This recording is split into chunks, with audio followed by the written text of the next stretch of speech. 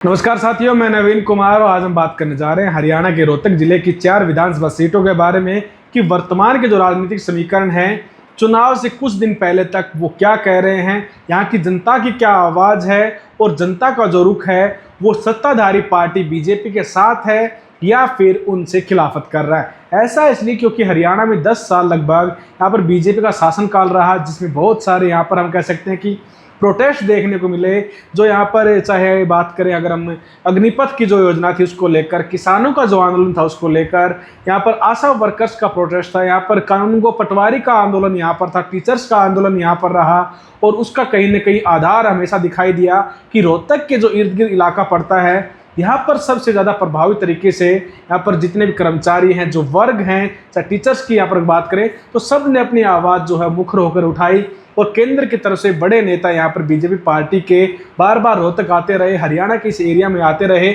और यहाँ के लोग अपनी मांगों को लेकर उनके समक्ष जाने का प्रयास भी करते रहे। अगर बात करें वर्तमान समय की तो वर्तमान समय में यहाँ पर रोहतक की जो विधानसभा सीट है, शहरी जो इलाका है, यहाँ पर पंजाबी बहुल्य संख्या है, एक तरह से पंजाबी की बहुत ज़्यादा संख्या है और इसी के आधार पर बीजेपी और कांग्रेस की तरफ से पंजाबी समुदाय के दो प्रमुख चेहरे यहाँ पर भारत भूषण बत्रा जी को कांग्रेस की तरफ से टिकट दिया गया है, तो वही मनीष ग्रोवर जो पहले कह रहे थे कि वो चुनाव लड़ने के इच्छुक नहीं है, उनको कन्विंस किया बीजेपी पार्टी ने लास्ट में और उनको चुनावी मैदान में उतारा। तो इन दोनों के बीच में मुकाबला बड़ा मज़ेदार है और इस मज़ेदार मुकाबले में रोहतक के जो लोकसभा चुनाव हुए थे उनको याद करना जरूरी हो जाता है, क्योंकि रोहतक के लोकसभा चुनाव में यहाँ पर दीपेंद्र सिंह हुड्डा को शहरी इलाके से अच्छा खासा वोट बैंक प्राप्त हुआ था। उसका सबसे बड़ा कारण था कि दीपेंद्र सिंह और भूपेंद्र सिंह हुड्डा की छवि के कारण यहाँ पर कांग्रेस को वोट मिले और उसी के कारण यहाँ पर जो उनके लोकप्रिय नेता हैं भारत भूषण बत्रा जी, उनको टिकट दिया गया और वो इसी मामले में यहाँ पर जो मनीष ग्रोवर है उनके चलते यहाँ पर कहीं ना कहीं एज में दिखाई दे रहे हैं। हालांकि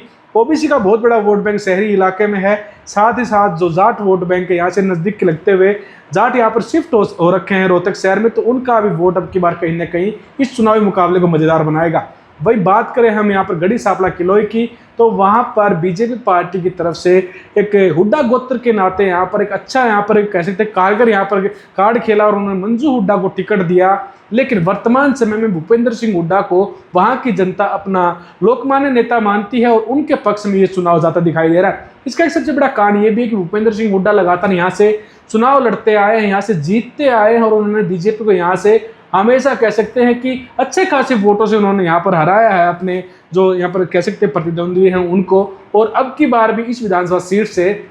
वो कहीं ना कहीं अच्छे खासे मार्जिन से जीतते दिखाई देंगे। जैसा हमने सर्वे किया था तो यहाँ के लोग वैसे ज़्यादा बोलना नहीं चाहते मीडिया के सामने, लेकिन जो बुजुर्ग लोग थे उनकी एक आवाज़ थी कि भूपेंद्र सिंह हुड्डा और दीपेंद्र सिंह हुड्डा, और इनमें भी एक तरह से हम कह सकते हैं कि दीपेंद्र सिंह हुड्डा को ज़्यादा पसंद करते हैं यहाँ के लोग और उसी के कारण कांग्रेस का जो ग्राफ है इस एरिया में लगातार बढ़ता जा रहा है। तो अगर हम बात करें महम विधानसभा सीट की तो महम विधानसभा सीट पर अब की बार फिर से बलराज कुंडू कहीं ना कहीं एज लेते दिखाई दे रहे हैं। उसका एक सबसे बड़ा कारण है कि यहाँ पर आनंद सिंह दांगी के बेटे बलराम दांगी को टिकट दिया गया। नौजवान है, युवा जरूर है, लेकिन बलराज कुंडू ने जो सामाजिक कार्य किए हैं, बहन बेटियों के लिए जो फ्री की बस सेवाएं दी हैं या फिर जो अन्य यहाँ पर एक तरह से कह सकते हैं सामाजिक प्रोत्साहन जो कार्य उन्होंने किए हैं, उसके चलते बलराज कुंडू को यहाँ पर जो लोग हैं, जो जनता है, वो कहीं ना कहीं दिल में उनको बैठा के रखती है और उसी छवि के कारण अब की बार फिर से वो इस चुनाव मैदान में होंगे। जबकि बात करें बीजेपी की तो बीजेपी की तरफ से खिलाड़ी दीपक हुड्डा को चुनाव मैदान में उतारा गया है और यहाँ के लोग कह रहे हैं कि दीपक हुड्डा उतना कारगर सिद्ध नहीं हो पाएगा जितना कि बलराम दांगी या फिर बलराज कुंडू हो सकते हैं। और भूपेंद्र सिंह हुड्डा और दीपेंद्र सिंह हुड्डा का प्रभाव इस विधानसभा सीट पर भी है, लेकिन वो बलराम दांगी को कितना बड़ा यहाँ पर जन समर्थन जुटवाने में यहाँ पर सफल हो पाएंगे ये जनता तय करेगी। वो जो चुनाव के नतीजे होंगे उसमें भी ये बात दिखकर सामने आएगी। लेकिन जो वर्तमान समय में मुकाबला है वो बलराज कुंडू और बलराम दांगी के बीच में ही है। बीजेपी यहाँ पर अब भी पिछड़ती दिखाई दे रही है। अगर हम बात करें यहाँ पर कलानौर विधानसभा सीट की तो रिजर्व सीट है। यहाँ पर बीजेपी और कांग्रेस के साथ साथ जो अन्य क्षेत्रीय पार्टियां उन्होंने जातीय समीकरणों को यहाँ पर साधने की भरपूर कोशिश की है, लेकिन इस मुकाबले में यहाँ पर कांग्रेस और बीजेपी के बीच में मुकाबला है। रेणु डावला को बीजेपी ने यहाँ पर कैंडिडेट बनाया और एक महिला यहाँ पर नेता होने के नाते उनका भी एक अच्छा खासा वोट बैंक कह सकते हैं। बीजेपी का भी जो हम कह सकते हैं यहाँ पर एससी और ओबीसी का वोट बैंक कहीं ना कहीं उनको अच्छा खासा जनसमर्थन दिखाई दे सकता है, दिलवा सकते हैं वो वहाँ से वोट अच्छा खासा। लेकिन शकुंतला खट्टक के खिलाफ यहाँ पर एंटी इनकम्बेंसी है और वहाँ की जनता से जैसे हमने बात की थी तो वहाँ के लोग कहते हैं कि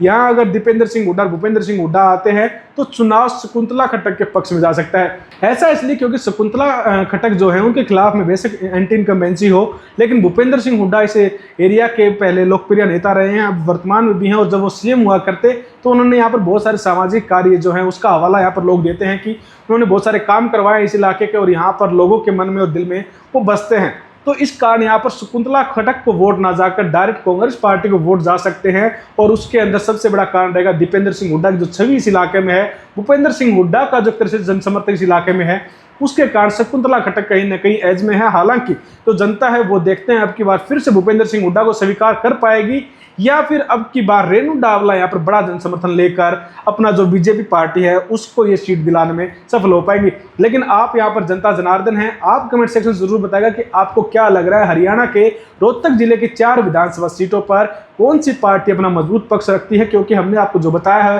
वो एक सर्वे के आधार पर और यहाँ पर जो लोग हैं उनसे बात करने के बाद ही आपको कुछ यहाँ पर हमने थोड़ा आकलन बताया है। लेकिन आप कमेंट सेक्शन जरूर बताएगा। धन्यवाद।